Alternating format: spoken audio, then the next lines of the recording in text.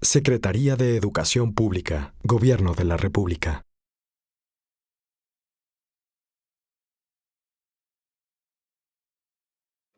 En el que no solamente recibimos las recomendaciones de la OCDE, sino que además avanzamos decididamente en la construcción de una nueva agenda de política pública en materia de competitividad, lo que quiere decir centralmente innovación y productividad. Desde luego que la SEP acoge con enorme interés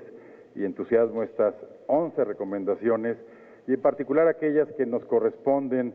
directamente para conducir las acciones ahí propuestas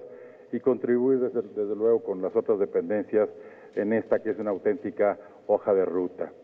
Quisiera hacer muy rápidamente algunas reflexiones en sintonía con al menos 4 de estas 11 recomendaciones, en donde creemos que la perspectiva educativa puede hacer una agregación sustantiva de valor en la generación de los inventarios, de los informes y de los entregables considerados en el documento que hoy se está presentando. Como ustedes bien saben, el gobierno del presidente Peña emprendió lo que es sin duda la reforma educativa más ambiciosa, al menos desde los años 60 del siglo pasado,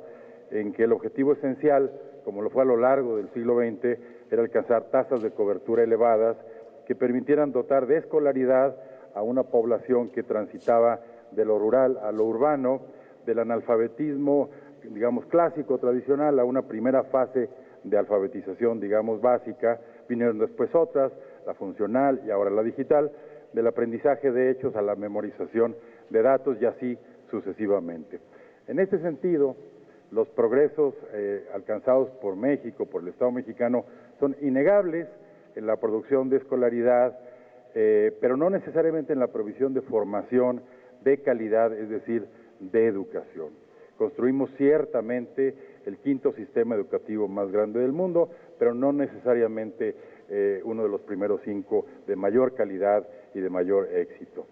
Pero con el cambio de siglo, las prioridades cambiaron sencillamente porque México y el mundo lo hacían tan bien. El secretario general y su directora de gabinete han sido explícitos en algunos de los datos que explican esta llamada nueva revolución industrial que experimentamos ahora y en donde la robótica, el Internet de las cosas y las economías del conocimiento rigen al mundo. En ese sentido, esta reforma educativa era no solamente importante, sino, digo yo, una reforma inevitable.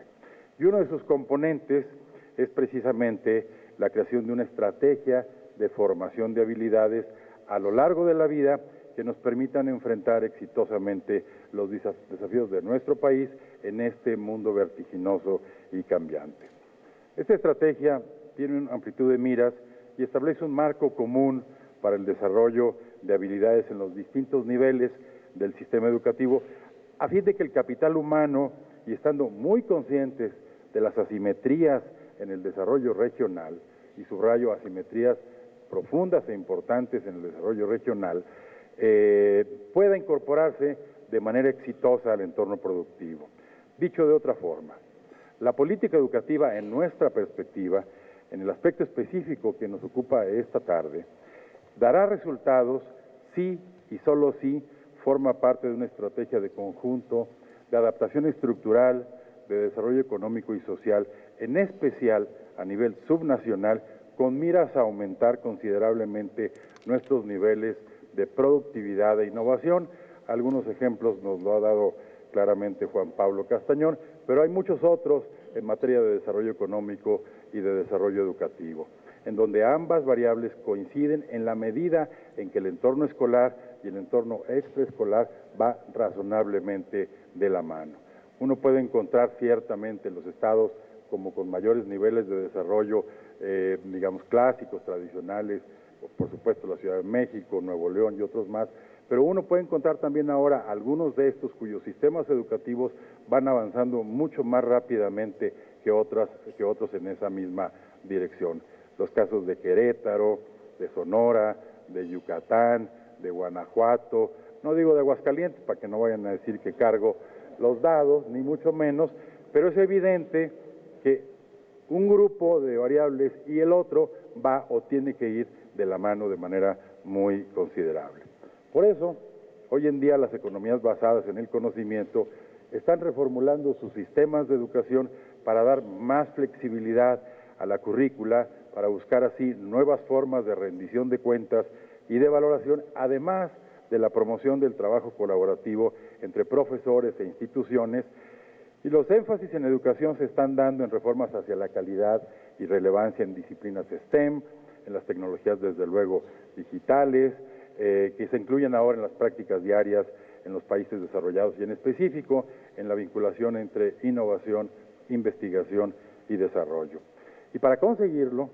uno de los grandes avances de la reforma educativa que menciona explícitamente tanto el último informe de diciembre de la OCDE como las recomendaciones en particular ha sido concentrarse justamente en la mejora, en la ruta hacia la mejora de la calidad educativa. Ahora, gracias a la reforma y a algunos de sus componentes, nos es posible detectar aquellas áreas en donde nuestros alumnos presentan deficiencias y por lo tanto es posible implementar políticas educativas con mucho mayor certeza y posibilidades de éxito. Déjenme dar rápidamente solo dos ejemplos.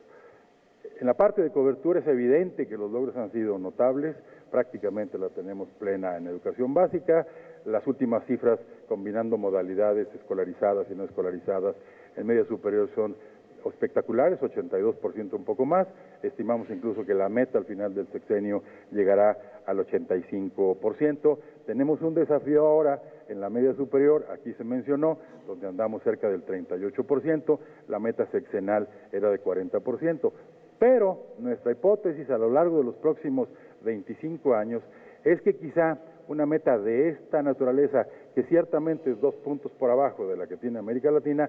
podría a lo largo del tiempo no necesariamente ser similar a la que vivieron otros países como Corea del Sur en los años 60 y en los años 70 o España en los años 80, precisamente porque hay un modelo de educación superior que está entrando a una transición muy derivada o muy de la mano de los cambios en la sociedad del conocimiento. Diría que estamos, citando a Tocqueville, entre un modelo que no acaba de morir y otro que no acaba de nacer. El otro ejemplo importante, y lo mencionó el secretario general de manera muy pertinente, es que la reforma se propuso justamente, y va tanto en camino de logros de aprendizaje como de formación docente, el que los dos mecanismos de capacitación de los maestros y de evaluación de los maestros fueran cada vez más de la mano. Y en este sentido, los datos de diciembre de 2017 aún no son concluyentes, pero ya son muy esperanzadores. A diciembre del 2017, gracias a la reforma, y está documentado en algunos de los textos de la OCDE,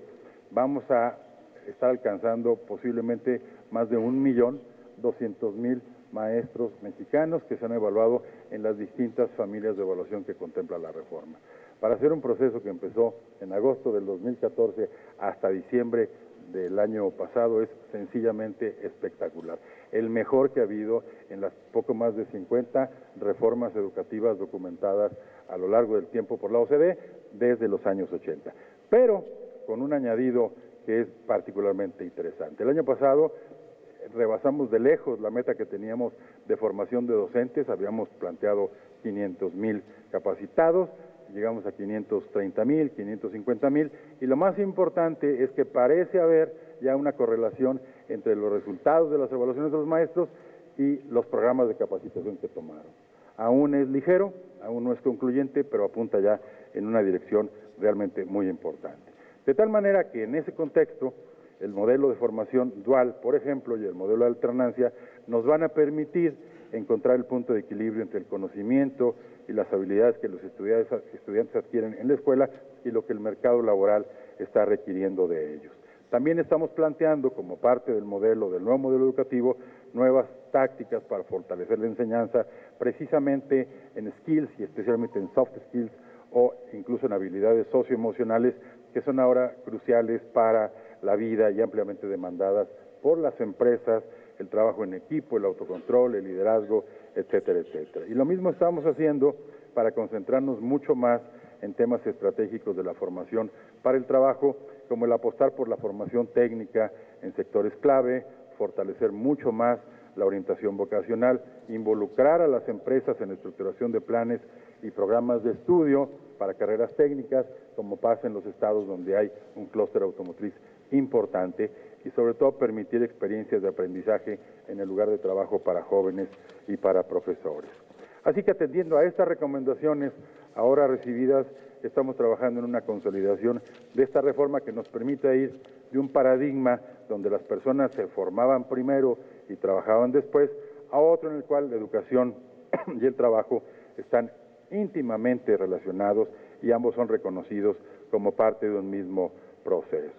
Termino con un par de comentarios en relación con las recomendaciones 4 y 7 del documento y la número 3. La primera tiene que ver con la vinculación y la transición entre educación superior y la transición escuela-empleo, donde, como ya dije, el cambio de paradigma nos va a llevar a que la agenda educativa del próximo gobierno incluya inevitablemente un gran capítulo de modernización de la educación superior propio del siglo XXI. No los abrumo con los datos, pero son algunos de ellos extremadamente importantes respecto de que el modelo actual tiene necesariamente que ser actualizado modernizado durante los próximos años. Los indicadores de las encuestas de egreso de la licenciatura, el EGEL, por ejemplo, algo de lo que mencionaba Juan Pablo, son ilustrativos al respecto. La otra tiene que ver con la recomendación 3, que nos toca a todos, pero donde especialmente quisiéramos llamar la atención,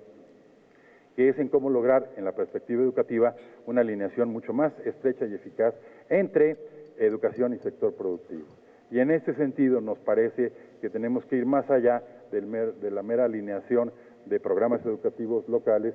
con desarrollo productivo local para empezar a buscar alternativas interestatales en materia educativa. Si vemos, por ejemplo, el clúster automotriz, donde está Guanajuato, Querétaro, Aguascalientes, etcétera, ya es prácticamente un clúster muy integrado desde el punto de vista manufacturero y de líneas de producción. Por lo tanto, ¿por qué no hacer lo propio en los distintos subsistemas, especialmente de la media superior, que trabajan en los mismos estados? Nos ahorraría y nos permitiría un avance mucho más rápido en un desarrollo más sofisticado de las habilidades. Finalmente, quisiera hacer un reconocimiento muy sincero a la dedicación y a la entrega de este subcomité, que se ha destacado por ser el que ha sesionado en más ocasiones desde la instalación del propio Comité Nacional de Productividad, y es el que ha emitido más recomendaciones, 32 en total, en 7 de los 8 sectores definidos como estratégicos por el propio comité. Secretaría de Educación Pública, Gobierno de la República.